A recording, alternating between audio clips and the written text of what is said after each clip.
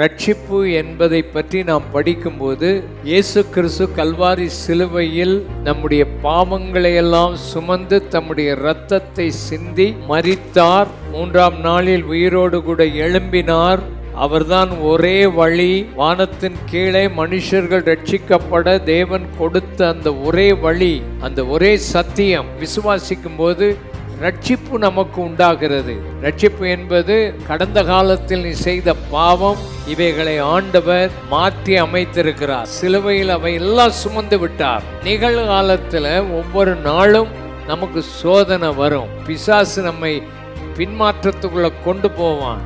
பாவத்தில் விழ வைத்து அதற்குள்ளேயே உளையான சேற்றிலிருந்து ஒரு தடவை தூக்கி எடுத்த ஆண்டவர் மறுபடியும் நீ அதுக்குள்ள போகாதபடி அந்த பவர் ஆஃப் சின்னில் இருந்து உனக்கு விடுதலை கிடைக்கணும். அதுதான் நமக்கு ஆண்டவர் ரட்சிப்பு. அந்த ரட்சிப்புக்காகத்தான் நம்ம காத்திருக்கிறோம்.